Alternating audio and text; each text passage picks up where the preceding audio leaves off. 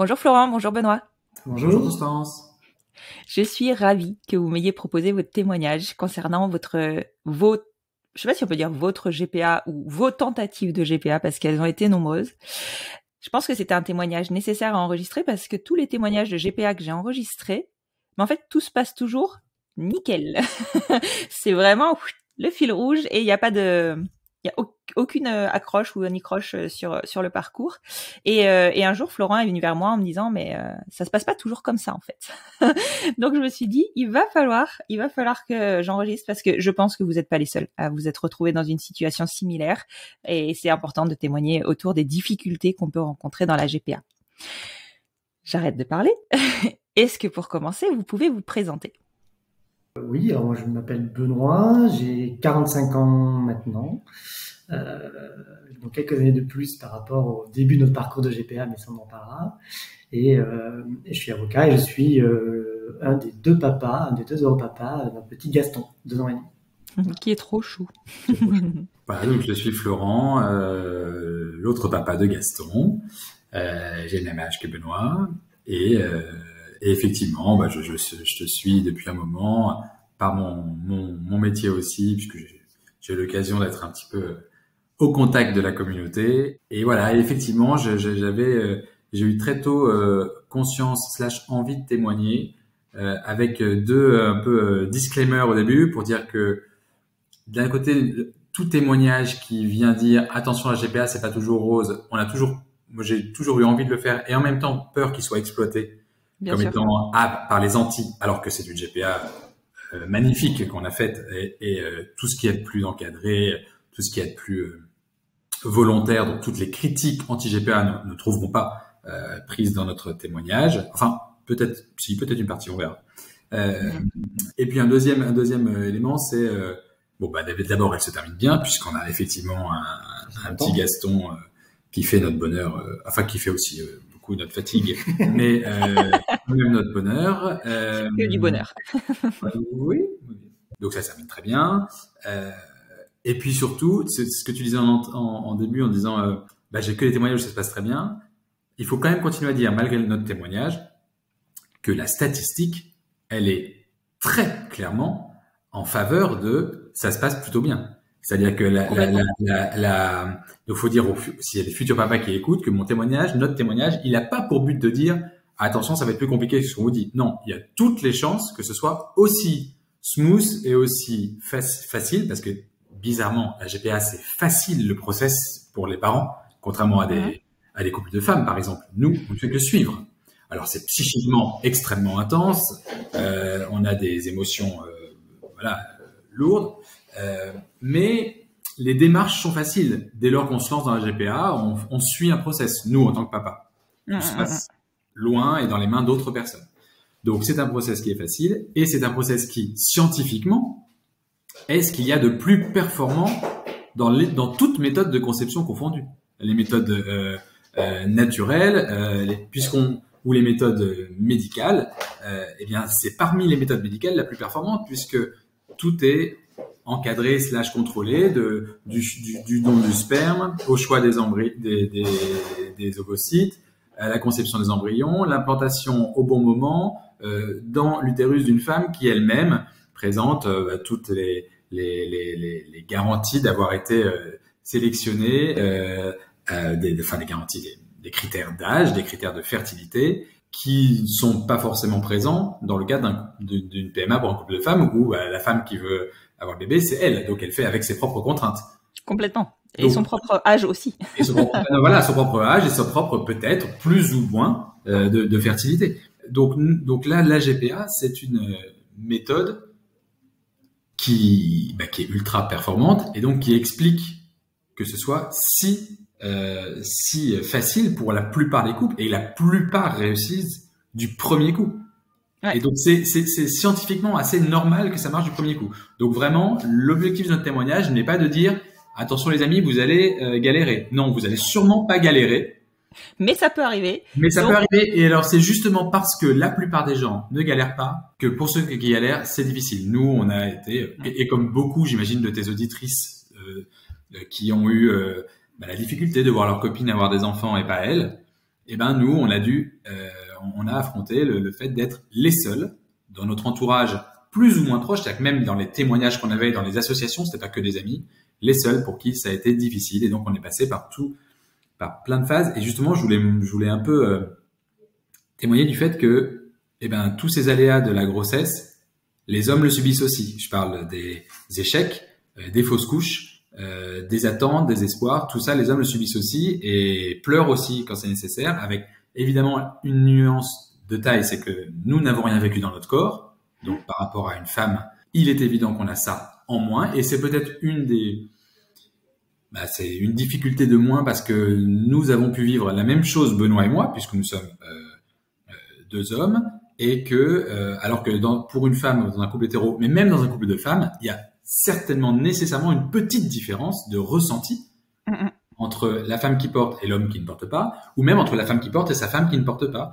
Et nous, on a eu cette chance de ressentir les mêmes choses, puisqu'on était au même stade. Donc au même niveau, ouais. Même niveau. Donc ça, c'est peut-être une force qu'on a eue de pas avoir à se dire, tu peux pas me comprendre. Oui. On s'est compris, oui. Même si on a ressenti les choses différemment, mais au moins on a vécu ça. Mais pour tout le reste, on s'est rendu compte qu'il était difficile d'imaginer que des papas aussi, ou des futurs papas aussi, pouvaient beaucoup souffrir, être dans une attente qui suspend tout. Et voilà. Et donc moi, je voulais en témoigner aussi, et puis aussi témoigner de certaines difficultés de relation dans la gestion, de la relation avec les agences, les mères porteuses. Voilà, ça n'est pas toujours rose, même si c'est toujours encadré et c'est toujours ça s'est toujours bien passé, mais ça n'est pas facile. Je précise juste ici que c'est bien toi, parce que je pense qu'on va reconnaître ta voix aussi, qui a enregistré avec moi plutôt autour des questions juridiques liées à l'homoparentalité. Donc c'était dans la saison 1 de mémoire et dans la saison 2. Je crois qu'on avait fait 2 podcasts. Je revérifierai tout ça. Donc voilà, donc c'est Maître Berdo. Voilà, bonjour. Voilà. Alors du coup, on va juste commencer. Donc là, vous êtes présenté. Est-ce que vous pouvez me raconter comment vous vous êtes rencontrés? Parce qu'évidemment, il y a forcément une histoire d'amour autour de tout ça. C'est vrai. Il faut s'en rappeler. C'est difficile. C'est vrai que c'est difficile des fois.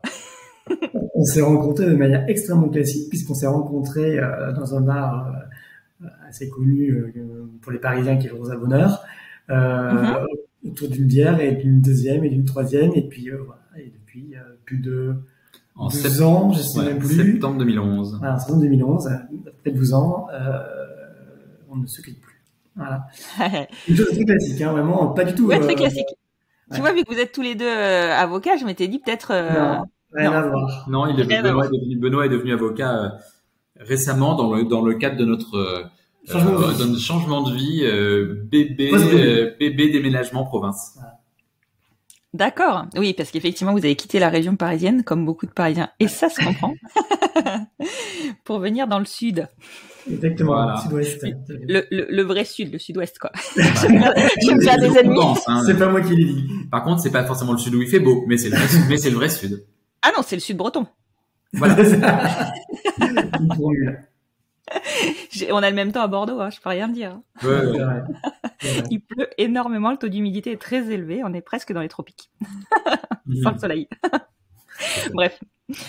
D'accord. Et donc, du coup, en 2011, vous aviez tous les deux notion de votre côté, chacun de votre côté, que vous aviez envie d'avoir des enfants, ou c'est venu sur le tard? Alors, on était très différents sur la question. En ce qui me concerne, c'était une envie qui existait depuis longtemps, presque toujours. Hein. J'ai mes années après mon adolescence, où mes prises de conscience de mon homosexualité ont été liées à un renoncement à la paternité qui est revenu petit à petit. Mais en fait, quand j'ai rencontré Benoît, ça venait de revenir. Je sortais d'une relation longue, stable, très bien, mais bon, plus jeune.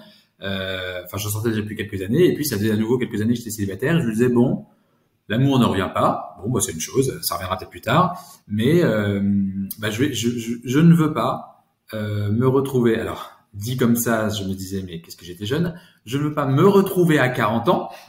Non pas sans avoir d'enfant, puisque c'était pas un désir impératif, genre je veux un enfant ou rien. C'était, je ne veux pas à 40 ans me dire, je n'y ai pas réfléchi. Et souvenons-nous, donc là, on a 45 ans. Donc moi, je me suis dit ça vers 30 ans. Il y a 15 ans, la GPA, on en parlait, mais pas beaucoup. Mais Ouais, on en parlait un petit peu. Et justement, je m'étais dit, j'avais conscience que je ne voulais pas que dans 10 ans, les choses aient évolué, mais que moi, je sois passé à côté de la réflexion sur qu'est-ce que c'est que ça, la GPA? Ça a l'air complètement fou. Donc, j'avais commencé ma réflexion de comment on fait pour avoir un enfant quand on est homo. Et donc, j'avais ce désir. Néanmoins, quand j'ai rencontré Benoît, évidemment, le désir, enfin, c'est pas évident, enfin, j'en sais rien, mais c'est passé comme ça. Le désir, il est reparti, si je puis dire, où, ah bah voilà, je rencontre quelqu'un. Donc, ma réflexion solo, elle est plus solo, et donc, bah, presque, elle est plus à l'ordre du jour. Parce que j'ai rencontré quelqu'un, on reconstruit quelque chose, nous deux. Je savais que j'avais cette réflexion, et j'en ai parlé très, très vite à Benoît, mais comme étant, tiens, voilà, moi, je réfléchis à ça. Bah, si ça te dit d'y réfléchir, mais je sais pas comment dire, c'était pas devenu, enfin, ça n'a jamais été, moi, je veux un enfant, donc je te préviens, si on se met en couple, j'ai un enfant. Non, ça a toujours été, j'ai eu ce désir. Si ça t'intéresse, réfléchissons ensemble, et Benoît te dira comment lui, il s'est mis à réfléchir. Mais donc, pendant longtemps, ça a été, oui, j'avais cette réflexion, on y réfléchit ensemble, on y réfléchit, puis on n'y réfléchit plus, on y réfléchit, puis on n'y réfléchit plus. Donc, c'était pas le désir impératif qui fait que si tu ne veux pas d'enfant, ça marchera pas entre nous. Oui. Tu laissais la chance à ton, entre guillemets, tu laissais la chance au couple, et puis ça vient, quoi. Oui, c'était une évidence que le couple étant là, et alors Benoît va faire le fiero en disant que c'était pas son sentiment, mais moi, mon sentiment très rapide a été que bon, bah, c'était évident, Benoît et moi, que ça allait durer longtemps. Donc, ça revenait sur le devant de la scène, et tous les autres projets que je pouvais avoir eu en perso devenaient, soit ils s'adaptent à notre vie de couple, soit ils s'adaptent pas, projet. Mais ça devient tout de suite le seul qui fait que le reste va s'adapter ou non autour. Sauf la présence de mon chat, bien sûr, que j'ai imposé à Benoît, et là, ça ne pouvait pas se discuter. Non, mais la présence des chats est indiscutable. Ouais, malheureusement.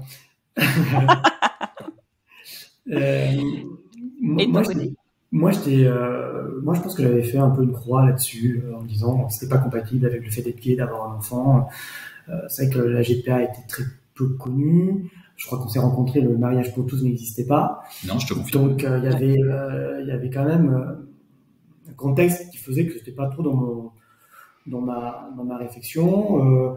Et je pense que foncièrement, je ne me voyais pas élever un enfant avec un homme. En fait, je pense que j'avais un petit côté avec un homme, un petit côté tradit, voilà, et qui a un peu ressorti parce que Florent m'a challengé et je me suis dit, il y a un point sur lequel j'adhérais, c'est qu'effectivement, il valait mieux réfléchir tant qu'on était relativement jeune à cette question pour pas se retrouver trop tard en se disant merde, on a raté le coche. Ça, moi, j'ai tout de suite voulu me challenger. Enfin, quand Florent a posé ce sujet sur la table, je me suis dit oui, effectivement, il faut quand même que je me challenge pour savoir quelle est mon envie parce que en fait, je ne m'étais pas trop posé la question, j'étais parti d'un postulat que c'était pas possible, quoi. Et en fait, je sais pas si on y reviendra, mais j'ai eu un certain nombre de blocages en fait sur un certain nombre de sujets éthiques. En fait, tout d'abord, on a envisagé les différentes possibilités et on en a écarté très vite de commun accord de très nombreuses. L'adoption, en tout cas moi, ça me semblait très long et très compliqué. Et je pense que j'avais aussi le côté envie de transmission. Je suis fils unique, donc je pense que j'avais un petit côté ligné que je voulais. Oui, c'est surtout ça. Dans mon souvenir, c'est surtout ça qui fait que ça a été très rapide le choix à la GPA. Oui, mais bon, je suis pas sûr que ça aurait été un point bloquant final, mais en tout cas, c'était pas l'option de la première, surtout à cause du temps. Et la deuxième, c'était la coparentalité. Et pour moi, c'est pas du tout le même projet. Quand on a un enfant avec d'autres personnes, vous n'êtes pas seul à prendre les décisions. Vous n'avez pas les mêmes, comment dire. C'est déjà pas facile d'élever un enfant à deux et à plusieurs. Je trouve que c'est encore plus compliqué. Alors, il y en a qui réussissent, c'est très bien, mais moi, je pense que c'était pas pour moi. Et puis le rôle de l'autre, même symbolique, dans le couple, est pas le même. Donc voilà, ça m'a aussi écarté rapidement. Et donc il restait la GPA. Et là, moi, j'avais des blocages sur les côtés un peu éthiques, sur le côté exploitation. Est-ce que c'était une exploitation de la femme, liberté, son corps. Et un point beaucoup sur lequel j'ai beaucoup travaillé avec la psy, c'était le fait qu'il n'aura pas de maman, le fait qu'il n'aura pas de maman. Et le fait même de verbaliser ça me mettait mal à l'aise. Donc j'ai beaucoup travaillé en fait, je me suis beaucoup challengé à ce niveau-là et en fait je me suis lancé. J'étais bon qu'on y va, alors même que j'avais pas forcément tout réglé à ce niveau-là parce que je voyais que du côté de Florent il y avait un manque quand même qui commençait à s'installer et qu'au final je me suis dit je ne pense pas que je regretterais d'avoir un enfant. Voilà. Mhm. Je regretterais peut-être certains aspects de ma vie célibataire ou en couple sans enfant. C'est sûr, et ça c'est confirmé. Et ça, c'est confirmé. Définitivement. Et je ne peux pas regretter le fait d'avoir un enfant. Ouais. Donc on est parti là-dessus. Mais c'est hyper intéressant ce que tu dis autour de l'inquiétude que tu as pu avoir que cet enfant n'ait pas de maman. Que nous, on pourrait avoir, femmes lesbiennes, autour du fait que l'enfant n'a pas de papa. Moi, j'avoue que j'ai pas été traversée par cette inquiétude.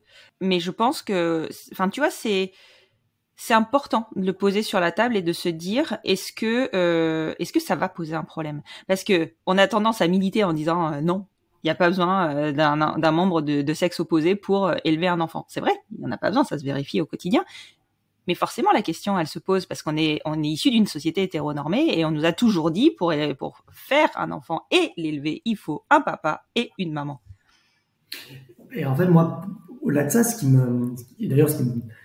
m'angoisse un petit peu de manière anticipée par rapport à l'avenir, parce que là, il a 2 ans et demi, ça se passe bien, et ça se pose pas. Mais c'est la différence, en fait. Pour moi, on lui a imposé une différence. Complètement. Par rapport à ce qu'il n'a pas demandé.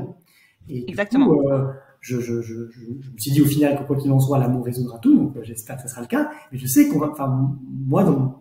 j'anticipe qu'on va passer par des moments difficiles sur la gestion de la différence de Gaston par rapport à ses copains. Parce que l'adolescence, moi je pense qu'on n'aime pas être différent. Il faut qu'on soit dans un moule. Et je sais qu'on va se confronter à des difficultés, et je suis optimiste sur le fait qu'on réussira à les surmonter, ce qui est peut-être une différence par rapport à avant, je veux dire. Mais je pense qu'effectivement, il ne faut pas non plus se cacher les yeux sur ce n'est pas un non-sujet. C'est un sujet qui n'est pas insurmontable, mais c'est un sujet. Ouais, et c'est un sujet. Et les couples homosexuels, notamment de papa, il n'y a pas beaucoup de recul sur la façon de gérer là-dessus. Bah, voire pas. Et tu vois, très peu. Et tu vois, même nous, lesbiennes, là, moi, je suis directement confrontée, enfin, je vais y être là d'ici très peu de temps avec ma grande, puisqu'elle va avoir 11 ans et qu'elle va rentrer au collège. Et là, je sais que les choses, elles vont changer. Et évidemment, moi, en fait, je crois que j'avais pas d'inquiétude pour la petite enfance, effectivement, mais c'était plus l'adolescence. Oui, d'accord. Et c'est vrai, tu sais, effectivement, tu as raison. Moi aussi, c'est ce que je me suis toujours dit, c'est que ces enfants, quelque part, ils ont pas demandé à avoir une différence. Et ils vont la subir. Donc à nous d'arrondir le plus possible tout ça pour que en tout cas de leur donner beaucoup de force dans leur petite enfance, beaucoup de fierté pour qu'ils arrivent à passer outre et à se sentir légitimes. Après tu vois, je vois là justement Juliette, elle est hyper populaire à l'école. Elle est hyper populaire alors qu'elle est dans une école privée catholique et qu'elle a 2 mamans. Et en fait, juste cette popularité, je pense que ça va l'aider. En fait, c'est sûr. Ça va, c'est marrant quoi. Et puis alors les triplés, autant te dire que la popularité, bon bah, elle s'est fait toute seule, hein.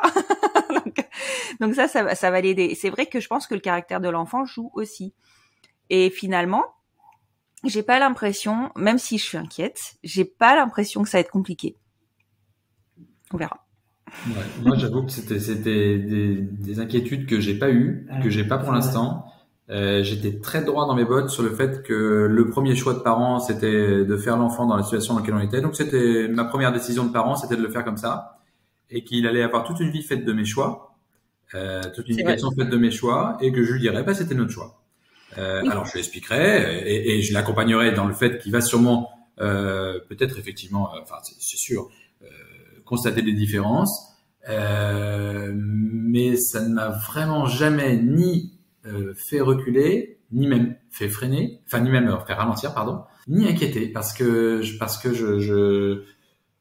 j'assumais que c'était le postulat de base et que l'explication, le pourquoi, c'était parce que c'était ce qu'on voulait faire. Ouais. Donc oui, c'est tout à fait un choix égoïste comme le principe de faire un enfant, donc ça je l'assume tout à fait, c'est pas du tout une critique pour moi. Mais c'était comme ça. Pareil pour la question du choix de l'anonymat et tout. Moi, alors que je sais très bien que le débat est désormais, enfin pas que le débat. D'ailleurs, même la loi maintenant est vraiment pour l'accès aux origines. Et c'est le choix qu'on a fait pour Benoît. C'était très important qu'il puisse avoir accès aux origines de la donneuse. Donc on a pris des options de semi-anonymat, c'est-à-dire qu'on ne connaît pas son nom, mais bon, ça vaut voilà. Des choses qu'on connaît aussi, mais en tout cas, il aura accès à l'information s'il veut, puis on a des photos. Mais alors, pour le coup, c'était très important pour Benoît, donc on l'a fait comme ça.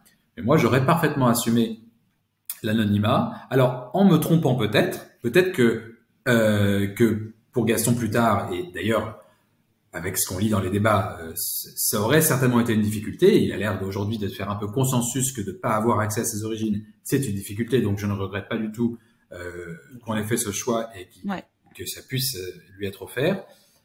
Mais j'étais très préparé à assumer qu'on ait fait comme premier choix pour lui qu'on n'ait pas accès à ses origines. Ça ne me questionnait pas. C'était notre choix d'autorité parentale initiale. Ça aurait été de faire ça. Donc c'est vrai qu'on s'est pas du tout posé les mêmes questions et qu'à un moment la discussion elle patine un peu. C'est-à-dire qu'une fois qu'on s'est dit pendant plusieurs années, puisque l'on s'est rencontrés en 2011, on a très vite discuté de la question. Et j'ai vu, en prenant mes notes, les premiers contacts qu'on a eus avec la PGL. Alors moi, j'ai toujours été impliqué dans la PGL en tant que juriste, mais en tant qu'adhérent et en tant que tiens, je viens me renseigner sur la GPA parce que je connaissais beaucoup de choses en droit, mais en pratique, comme d'ailleurs pour tous les gens qui se lancent dans la GPA, je continue à le dire, le plus difficile du process, c'est l'avant-process, c'est-à-dire c'est les informations, c'est qui on contacte, comment on se lance. Et quand j'ai des clients maintenant qui viennent me voir, je leur dis, oh là là, quand vous en êtes aux questions de vous posez des questions sur la filiation, dites-vous bien que tout est beaucoup plus facile que ce que vous avez fait. Le plus dur, c'est alors, qui on va contacter pour dire bonjour, on voudrait faire un enfant. Ça, c'est le plus dur. Et donc, on a passé 5 ans à aller déjà voir la PGL, à rencontrer, parce qu'à l'époque, c'était encore plus clandestin, à rencontrer une agence qui était très connue en Amérique, dans un hôtel, avec des fausses informations parce que tout le monde se cachait. Et ça, dès 2012 ou 2013. Mais après, c'est vrai qu'on a beaucoup réfléchi en termes de... Benoît faisait des tableaux pour ou contre, et moi, je lui disais, attends, c'est simple, tant qu'on fait les tableaux pour et contre, ce sera forcément contre. Parce que ce qu'il y a de plus, la seule chose qu'il y a dans la colonne plus, c'est le bonheur d'avoir un enfant. Et j'ai parfaitement conscience qu'il y a beaucoup de négatifs. Et qu'en termes de bullet points, il y aura toujours plus de négatifs. Qui peuvent justifier, c'est ça notre discussion, qui peuvent justifier que du coup, on décide de pas en avoir. Mais à un moment, il faudra se dire, bon allez, l'envie d'avoir un enfant et le bonheur potentiel d'avoir un enfant suffit et voilà. Et donc c'est comme à un moment, et ça a été vraiment ça, hein, ça a été comme dans les films, après le mariage, voyage de noces, belle vue sur le Mékong, le coucher de soleil, alors en vrai non, le déclenchement, c'était fin 2017 ça, donc c'était les primaires de droite où Fillon a été désigné. Ouais. Et là, autant moi, j'étais préparé à ce qu'on décide de ne pas avoir d'enfant. Alors, je sais pas comment je l'aurais vécu, mais j'étais préparé à ce qu'on décide de pas avoir d'enfant. Autant j'angoissais à mort à l'idée que ce ne soit pas possible d'avoir un enfant. Ouais, que ce soit pas toi qui décide de ne pas en avoir, mais quelqu'un qui décide. Tant pour les questions politiques que d'argent. Parce qu'évidemment, la GPA est question d'argent. Et de façon un peu magique, je me disais, oh, on y arrivera. Alors, on y est arrivé, en faisant beaucoup de choix et difficiles, mais on y est arrivé. Mais ça m'angoissait pas du tout. Et d'ailleurs, si Benoît m'avait dit non, financièrement on pourra pas, j'aurais explosé en vol. C'était pas possible qu'une urgence matérielle nous l'empêche. Et alors c'était encore moins possible qu'une potentielle loi. Donc on était en novembre notre voyage de noces, c'était novembre 2017. Donc novembre 2016, pardon. Puisque l'élection c'est en 2017. Novembre 2016 l'idée que 6 mois plus tard, potentiellement, il y a un président qu'on donnait absolument gagnant à ce moment-là. Qui avait fait de la GPA, enfin je sais pas si on s'en souvient, mais pourtant la GPA c'est un petit sujet qui concerne un petit nombre de personnes, mais c'était un sujet qui rassemblait les Antilles à ce moment-là, et donc la GPA était vraiment un de ses chevaux de bataille, il allait vraiment renforcer les interdictions, et donc l'idée que ce soit possible qu'on aille vraiment en prison si on le fasse, c'était déjà interdit avant, mais il n'y a pas de poursuite et il n'y a pas de réelle sanction. Alors là, moi, ça m'angoissait. Et c'est ça, pendant le voyage de noces, puisque je vois très bien où on était quand il a été élu, qui m'a obsédé pendant 15 jours et qui fait qu'un soir, ça s'est vraiment fait comme dans les films, j'en ai pleuré en disant, Benoît, je crois qu'on est en train de passer à côté parce que Benoît hésitait et attendait un déclic qui ne venait pas. Et je lui dis, en fait, on est en train de passer à côté et on va nous l'interdire avant qu'on l'ait décidé. Et Benoît, comme d'ailleurs dans plein de décisions dans notre vie, il est switché et dit, bon, écoute, je n'arrive pas à avancer. En tout cas, j'avancerai pas plus. Je vois que toi, t'es décidé et cela. Exactement ce qu'il t'a dit tout à l'heure. Bon, je ne sais pas si je regretterais de ne pas avoir d'enfant. Enfin, je risque de regretter de ne pas avoir d'enfant, alors qu'a priori, bon, ça serait peut-être dur, mais je ne regretterai jamais d'avoir un enfant. allons-y. Et alors, la force de Benoît, c'est que le allons-y veut dire allons-y. Maintenant. Ah bah, on y va. Et il n'y a jamais eu le lendemain. En fait, j'ai réfléchi. Et donc là, en cette fin de voyage de noces, c'est parti. On a pris les premiers contacts avec des référents à la PGL qu'on a rencontrés en sortant de l'avion, comme ils habitaient dans l'Oise. Directement, on est allé déjeuner dans une zone industrielle de Roissy, dîner avec nos valises de un mois de voyage de noces. Et nos 7 heures de décalage horaire. Et nos 7 heures de décalage horaire. Et donc, c'était commencé tout de suite. Et on a pris les premières notes. Quelle agence, quelle clinique, qu'est-ce qui se fait? Parce qu'en GPA, il y a beaucoup de modes. Qu'est-ce qui se fait en ce moment? Le duo clinique, agence, machin, Canada, États-Unis, KPI. Ça, c'était en sortant de l'avion à Roissy, fin 2016. Et là, tu vois, ça fait déjà 30 minutes qu'on parle. Donc, en fait, on va commencer à parler de notre parcours maintenant. Et là, le parcours, avec les premiers contacts, il a commencé fin 2016 et les tout premiers emails envoyés après un mois de challenge, de OK, nos amis machin sont passés par telle clinique, nos amis machin sont passés par telle agence. Il y a tellement d'agences et cliniques aux États-Unis, beaucoup moins au Canada, mais on peut pas contacter tout le monde. Donc en gros, on a fait le tour de nos connaissances pour avoir les 3-4 agences et cliniques du moment. Et en janvier 2018, on a envoyé les premiers mails. Bonjour, on est Florent et Benoît, on aimerait bien faire un Skype pour parler avec vous. Et donc, 2017, en janvier 2017. Ouais, janvier 2017. Tu vois, j'ai dit que j'avais beaucoup les dates, tout est noté, mais janvier 2017, tout à fait. Oui. Ouais. Donc vous avez après, voilà, une fois que c'était lancé, vous avez droppé. Ah bah ça y est. Ah bah on n'a jamais, en fait, depuis janvier 2017, enfin même depuis fin 2016, mais en vrai depuis les premières démarches de janvier 2017 jusqu'à la naissance de Gaston, donc en novembre 2020, ça a été. Et pourtant, même avec le recul, ça me semble court, alors que quand même c'était long. Ça a été 3 ans et demi. Là, pour le coup, la GPA, c'est devenu le sujet principal. Enfin, c'est notre projet, on y va. Ouais. Et 3 ans et demi, on le sait, 3 ans et demi d'attente, c'est sur une conception, en plus sur une GPA où, comme tu l'as précisé, bah tu sais que tu mets toutes les chances de ton côté, que tout est monitoré. Bah c'est long. C'est très très long. Alors voilà, c'est l'attente est longue et puis bon. Ce qui fait tenir pendant un certain temps, c'est le fait d'être persuadé que ça va marcher. Oui, bien sûr. Et au mois, mais quand on a quand même eu un moment, mais quasiment à la fin, donc où on a vu, oui, on a vu que ça pouvait pas marcher, que ça pouvait ne pas marcher. Et c'est là où ça a été le plus dur, je pense.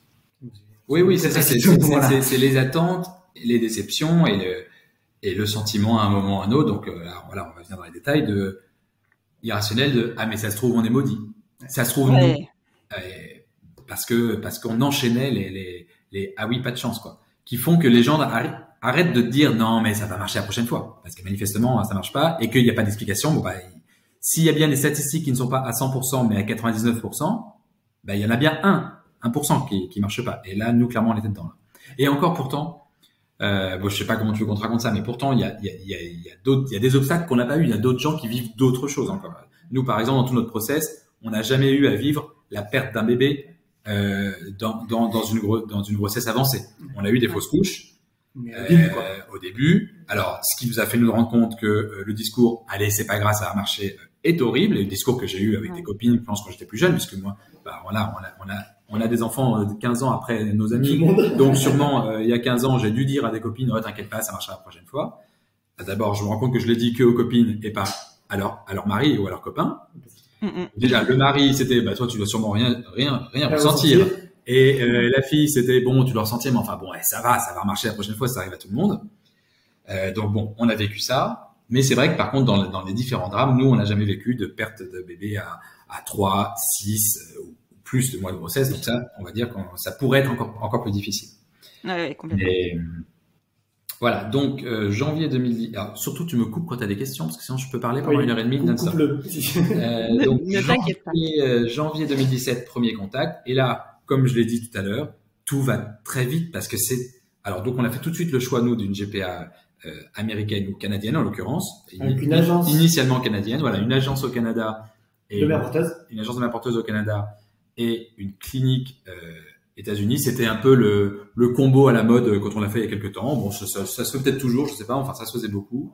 En fait, ils étaient couplés, Canada-Amérique. Non, en fait, donc dans la GPA, tu as vraiment deux grands pôles. T'as la clinique de fertilité qui fait les embryons et les transferts, et t'as l'agence de GPA. Et que tu peux choisir une agence de mère porteuse. Tu choisis indifféremment. Et en Canada, il y a beaucoup moins d'agences. Notamment, il y en avait à l'époque une un peu monopolistique que tous les auditeurs qui cités sont dans régulièrement. la GPA reconnaîtront. Donc, on n'a pas tellement hésité sur l'agence. Pourquoi l'agence au Canada? Bah parce que question de coût, c'était moins cher. Les mères porteuses, et ça, je pense que c'était plus pour nous rassurer. En tout cas, moi, c'est pour me rassurer. On dit que les mères porteuses sont pas rémunérées. Bon, d'abord, c'est pas vrai. Elles sont défrayées de façon un peu forfaitaire, qui correspond quand même à des choses globalement inférieures aux États-Unis, parce que tout est moins cher au Canada, mais ça représente globalement non, bon, un peu moins. Enfin bon, en gros, c'était 22 000 $ à l'époque canadien, alors que la mère porteuse au Canada, aux États-Unis, elle perçoit, nous, elle a perçu 30 000 $ américains. Donc oui, c'est un peu plus, mais ça reste une somme d'argent qui est dans la même fourchette. Donc c'est pas vrai qu'elles sont pas du tout rémunérées. Mais bon, à l'époque, ça nous disait. Et puis quand même, Benoît a un lien. Il a une cousine qui est franco-canadienne, qui vit toujours au Canada. Donc on se projetait bien, on nous disait qu'il y avait un lien avec le Canada. Bon, bref, on avait fait ce choix-là. Et la clinique, bah, c'était la clinique performante du moment aux États-Unis, alors que les cliniques canadiennes avaient un moins bon retour, même si bon, ça c'est difficile de quantifier parce qu'on a plein de copains avec qui ça a marché très bien du premier coup avec cette même agence canadienne qui pourtant a une réputation sulfureuse et d'autres cliniques. Donc on a pris ces contacts et on a fait les premiers Skype en mode merveilleux, tout va bien, avec l'agence canadienne, la clinique américaine, et ça c'était en janvier-février 2017, et tout est allé assez vite, puisqu'en avril 2017, on est allé faire le don de sperme en Californie, tout va très bien, on avance, on était même matché avec une première mère porteuse. Oui, évidemment, la donneuse. Ah oui, en même temps, de donneuse. On a eu une petite difficulté, on avait choisi une donneuse, puis en fait elle s'est rétractée. Tu vois, j'ai oublié, ça tient dans mes notes. Ouais, et ça nous a fait un petit coup, mais bon, c'était pas non plus gravissime. Et après, on a trouvé une autre donneuse, voilà, la donneuse de Gaston. Et à partir de là, effectivement, les choses médicales sont allées assez facilement. Et on avait trouvé aussi rapidement, je crois, quand même, la porteuse. Avril 2017, on avait tout. Au Canada. Avril 2017, on avait la donneuse. En fait, on est allé très vite sur la première partie. Voilà. En juin 2017, les embryons étaient faits. Alors, ça commençait en plus exactement comme on imagine, c'est-à-dire qu'on est allé quand même assez vite. On avait une équipe de foot d'embryons de bonne qualité. On sait qu'on partait bien. Une des angoisses que déjà qu'on n'avait pas, de se retrouver avec 2 embryons. Ça, c'est. On avait énormément. On a plein à tel point que, donc aux États-Unis, dans la GPA, le test génétique préimplantatoire est très à la mode. Alors pour les Américains, c'est à la mode pour choisir le genre de l'embryon, le sexe d'embryon. Ah oui, parce qu'en fait, on le voit dans les chromosomes, donc on choisit. Bah oui. Dans la GPA, on peut choisir. Donc nous, on doit expliquer qu'on ne veut pas choisir. Tout ça, c'était notre choix, on voulait pas choisir. Et du coup, ils nous disaient, bon, pourquoi vous faites le PGS alors? Parce qu'ils nous ont pas poussé à le faire. Mais nous, on s'est dit, on a tellement d'embryons qu'il faut absolument qu'on élimine ceux qui n'ont aucune chance de s'accrocher. On va quand même pas faire 3, 4 essais pour avoir notre bébé. Donc vas-y, éliminons-nous tous les mauvais embryons, comme ça on ira directement vers le bas. Donc c'était ça notre réflexion. On va voir à quel point c'était pas malin, mais en tout cas ça n'a pas été suivi des faits. Mais bon, en juin 2017, donc on avait les embryons top qualité, tout va bien au chaud ou au froid en Amérique. On avait donc été matché avec notre mère porteuse. Et là, premier un peu conseil ou premier petit témoignage. À notre premier match, à notre premier Skype avec la mère porteuse, on l'a pas senti du tout. On l'a pas senti du tout. Quand on nous a raccroché, quand on s'est raccroché, on s'est dit, oulala. Oui, enfin bon, après c'est très personnel, mais pour plein de trucs, on l'a trouvé pas concentré, on l'a trouvé un peu difficile d'accès. Distante, mais un peu froide, et en même temps bizarre, en même temps bon, son profil correspondait bien. Et en fait, première erreur et premier témoignage, on n'a pas osé dire non. Et ça, il faut le savoir. Alors, c'était spécialement lié, bon, je prends beaucoup de précautions parce que beaucoup de gens peuvent avoir un ressenti différent, mais spécialement lié au choix du Canada et à cette agence en particulier, dont la directrice est un peu une sorte de grande gourou. On ne s'est pas senti autorisé à dire non parce que la pression vous n'êtes pas les seuls candidats. Le discours très très clair dans la GPA, c'est pour ça que les anti-GPA, alors vraiment il faudrait juste qu'ils discutent avec des gens pour comprendre, le discours est très clair. On est hyper loin de l'exploitation puisque c'est la mère porteuse, la reine, et c'est justifié, mais c'est la reine, d'abord c'est sa grossesse, donc ça il n'y a pas de problème que tout est fait pour que ça se passe bien, c'est son corps, mais c'est elle qui choisit, il y a tellement plus de candidats parent d'intention que de mère porteuse, c'est elle qui choisit. Donc, il n'y a pas d'angoisse sur l'exploitation. Et au contraire, nous avons eu tellement peur qu'on nous dise « Oh, dis donc, les enfants, vous faites les difficiles », et qu'on repasse en dessous, qu'on n'a pas osé dire non. Et ça, franchement, alors, ça aurait pu marcher. Il se trouve que en plus, physiquement, médicalement, ça n'a pas marché, donc on a changé après. Mais dès le début, moi, j'avais conscience que, ah zut, il y aura donc un point noir dans l'histoire de notre enfant. Ce sera la relation avec sa mère porteuse. Alors qu'évidemment, on s'est projeté, et c'est le cas aujourd'hui, mais on s'est projeté, grâce au discours qu'on avait à l'époque, sur ce sera une super relation, vous verrez, ce sera la femme de votre vie. Et ce qui fait qu'on est obligé de se challenger et de chercher les témoignages de ceux qui nous disaient, mais vous savez, c'est pas non plus votre meilleur ami, mais rassurez-vous, c'est pas grave. L'important, c'est que vous la connaissiez, l'important, c'est pas bien. Or, on sentait que déjà, si grossesse il y avait, ce serait compliqué, car elle nous balançait tout son stress au moindre truc. Elle coupait Instagram, elle disparaissait des réseaux dès qu'il y avait un truc qui allait pas. Parce qu'il y a quand même, l'angoisse. Pour faire un petit peu plus court, il y avait quand même trois échecs de trois inséminations, pas trois inséminations, trois transferts. Ah oui, tu veux vraiment que... Ah oui, tu fais un peu plus court. Alors que moi, j'étais à l'avant premier transfert. Oh là là. Mais non, mais parce que, enfin, je suis pas non, mais t'as raison. Ce qui est intéressant, c'est ce qui s'est passé dans les faits et le ressenti, j'imagine. Effectivement, on a quand même continué avec. Ah bah oui, on a continué. Je sais pas si on le dire parce que si elle écoute et qu'elle se sent visée, la pauvre. Mais non. Mais on a continué avec elle parce qu'en fait la question ne s'est pas posée pour nous. On ne peut pas dire non. Et on est arrivé. Enfin, pourquoi je voulais un peu accélérer sur le timing, je veux dire sur le déroulé, c'est parce que quand même à la fin, mine de rien, malgré le fait qu'on avait eu 3 échecs, on a perdu quoi, un an et demi peut-être. Combien de temps? Non, moins. J'ai le timing non, t'as raison. À peu près un an, on va dire. Moi, je sais que j'étais quand même soulagé que ça marche pas. Ah bah clairement. Quand même. Quand on nous a dit, écoutez, là, faut changer. Parce que la grossesse aurait été très compliquée à gérer et elle était un petit côté drama. Elle était très drama queen, si on peut dire. Et donc, du coup, c'était pas facile à gérer. Alors, ça faisait trop de drama queen dans cette histoire. Et nous, c'est quand même pas une situation facile, mais ça faisait trop de drama queen, cette histoire. Et moi, j'avoue que j'étais un peu soulagé. Ah bah, moi, j'étais hyper soulagé. Alors que quand ça s'est arrêté, ça voulait dire qu'on recommençait. C'est pas grave.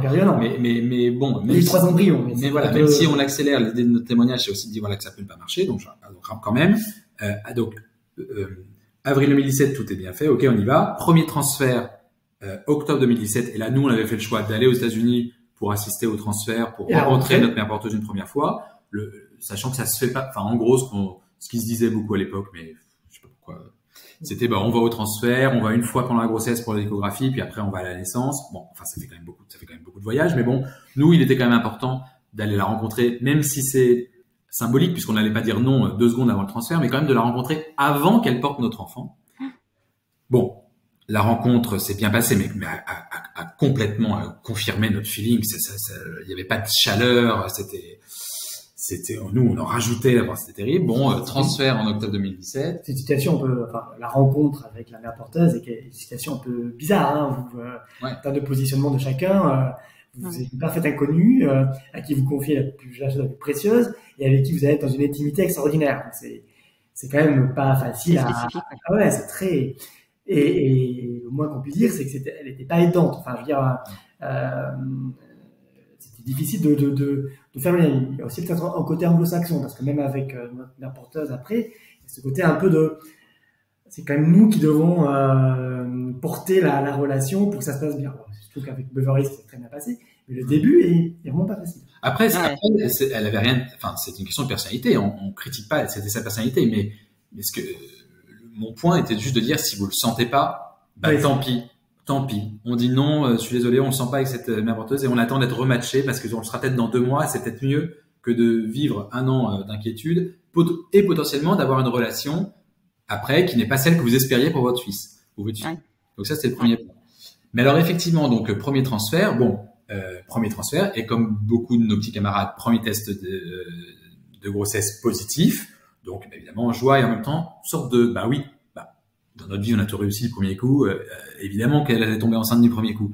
Donc test positif, test urinaire positif, puis test sanguin positif aussi. Donc ça y est, c'est parti, on a acheté nos premiers livres de grossesse tout de suite quoi. Et je me souviens en parler, on m'avait dit attention, je dis ça va, mais enfin moi je suis très on va arrêter moi j'ai pas de problème à me projeter. Donc le côté faut se protéger en sévère, c'est pas trop mon truc. Ça l'était pas. Donc on y va, on investit. Alors on n'en parle pas aux proches parce qu'on sait le coût des 3 mois. Oui. On sait que pendant 3 mois ça peut arrêter. Mais nous on sait. Mais nous ça va marcher quand même. Et puis malheureusement, je dis malheureusement, mais grande normalité. À 2-3 jours après, j'ai un peu mal au ventre, petit saignement, bon, et deuxième test de grossesse qui montre la chute des bêta. J'ai oublié le nom de bêta. Donc la chute, donc grossesse s'arrête, alors au point de vue médical, sans explication particulière et sans besoin d'explication finalement. Et là, nous, évidemment, première grosse tristesse, même si on très vite rebondit dans le bon, allez, il y en aura un autre, mais quand même. Et nouvelle déconvenue avec l'agence qui nous écrit « Oh, écoutez, je ne veux pas avoir l'air insensible, mais ce n'est pas une fausse couche » parce qu'elle était très attentive à ce qu'on écrivait sur les pages Facebook de la communauté de cette agence. Arrêtez les choses négatives, ce n'est pas une fausse couche, c'est une grossesse chimique. En gros, ça va.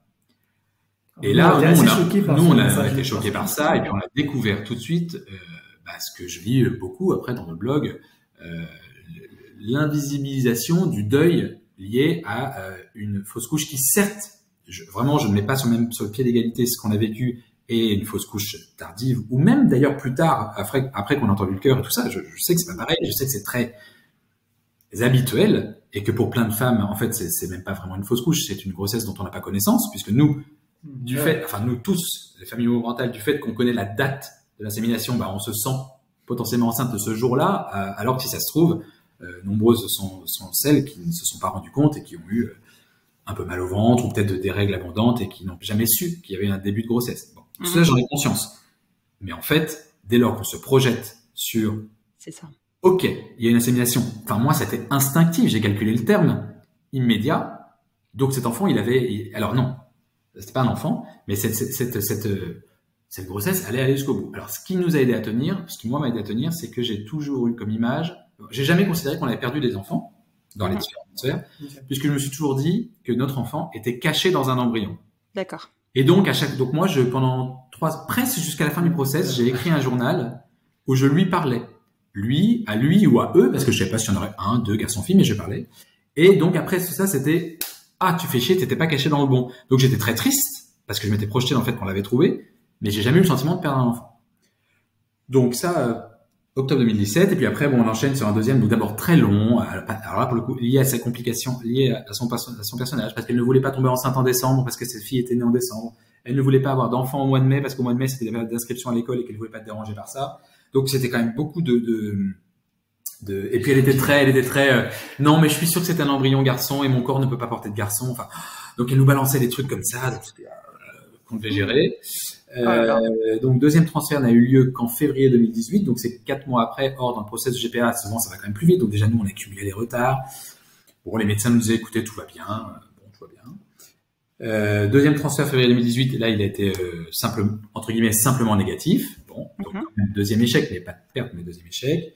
Et troisième transfert en mai 2018, qui là cette fois-ci a été annulé parce que le médecin disait écoutez, je suis pas hyper sûr de l'endomètre et tout, on le sent pas, et comme il y a déjà eu 2 échecs, il y avait un liquide, deux échecs, on arrête. Même si il n'y a jamais eu c'est à cause de tel critère, de telle réaction de l'utérus, il n'y a jamais eu de responsabilité, et on n'en cherchait pas, puisqu'on a bien conscience à quel point dans ce domaine, il y a toute une partie écoutez, on peut pas expliquer.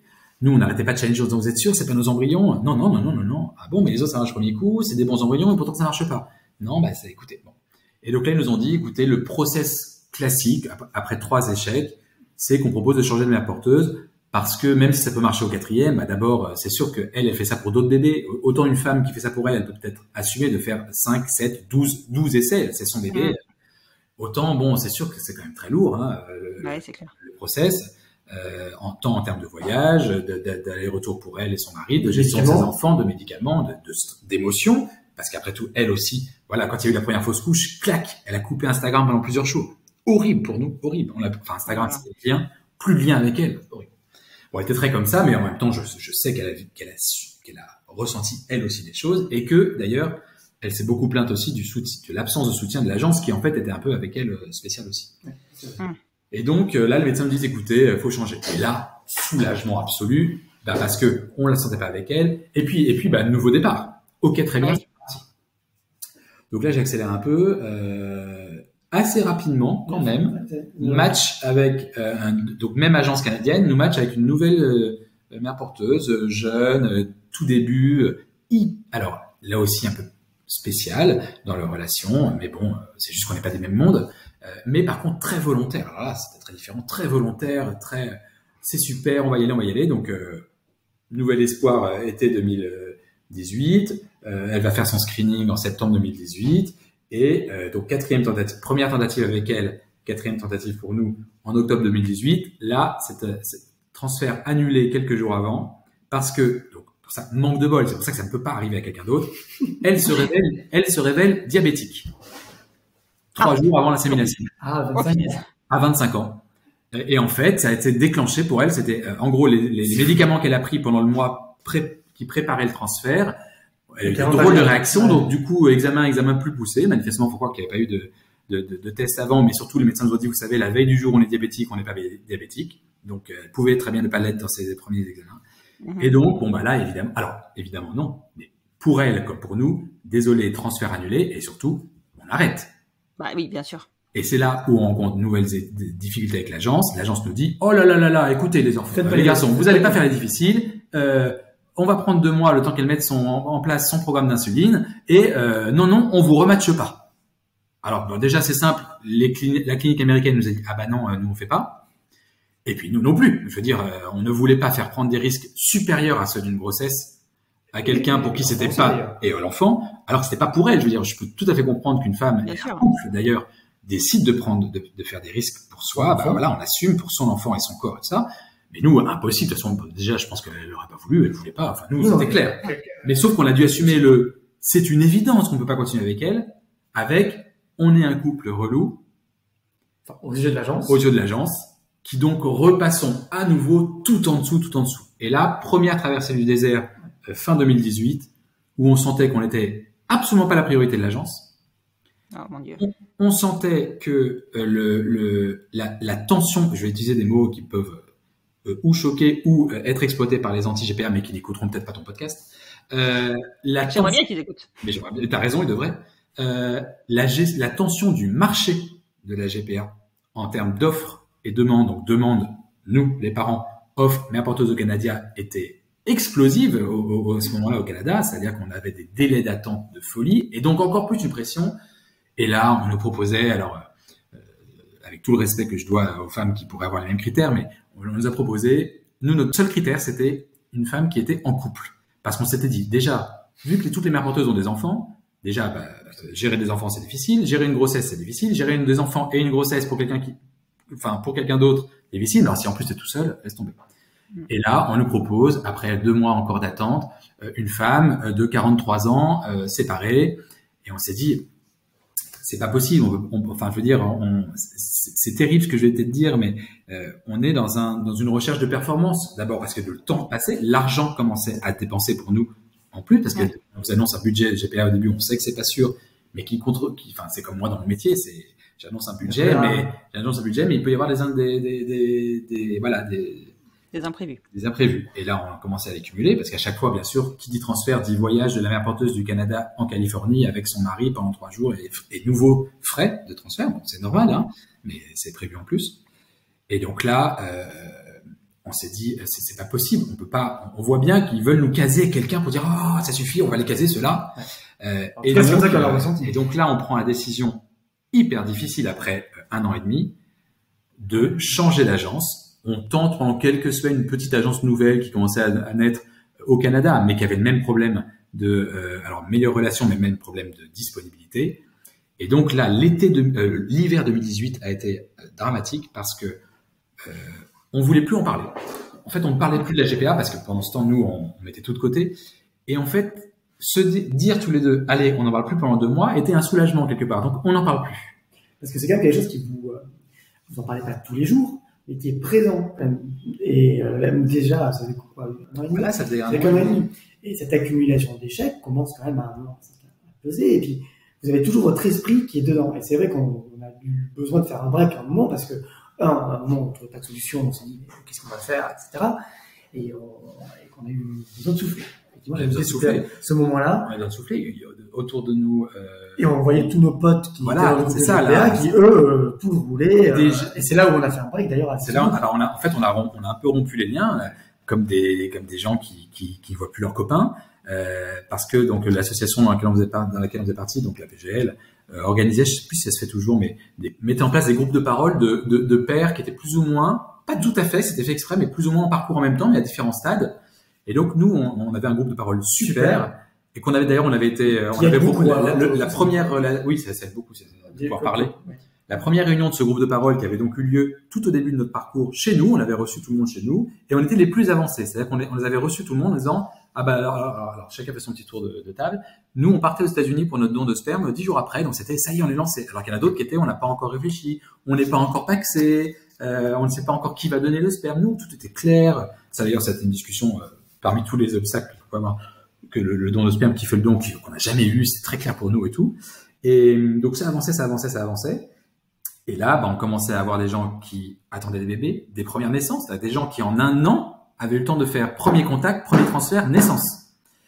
Ouais. Donc, à trouver ça difficile de se voir parce que tous les gens, même si ça part d'un bon côté, vous disent mais ça va marcher. Et vous savez, c'est comme moi j'ai fait des liens quand j'ai fait ma thèse. Je me souviens quand j'ai fait ma thèse.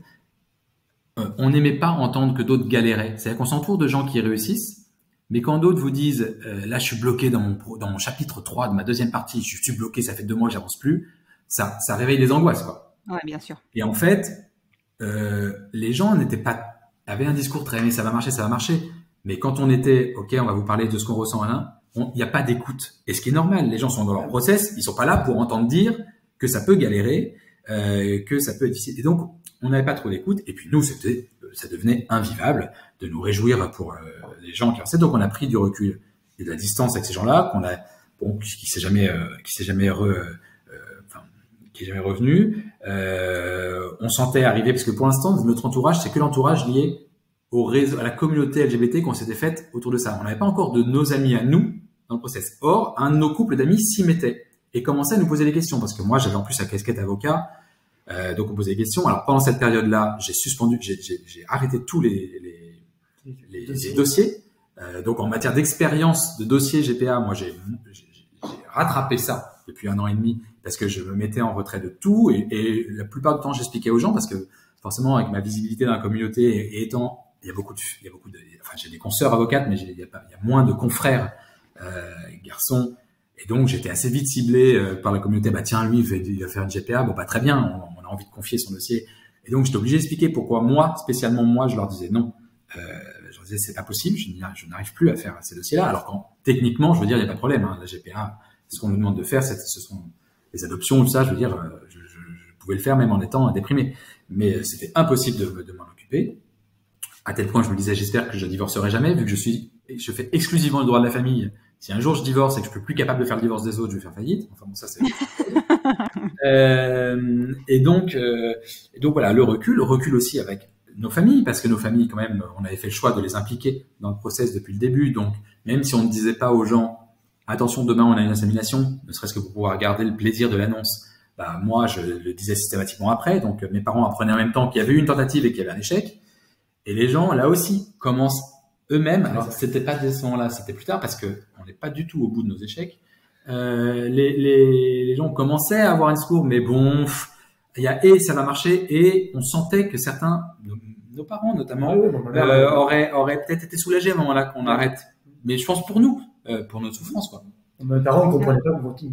Donc là, fin 2018, donc down, et moi, à un moment, je prends conscience que ce n'est pas qu'une question de délai, ce n'est pas bon, on va mettre du temps à trouver la porteuse. Mais potentiellement, il n'y en aura pas. Parce qu'il n'y a pas assez de mères porteuses au Canada et qu'on ne sera jamais mis en avant. Donc en fait, ça ne marchera pas.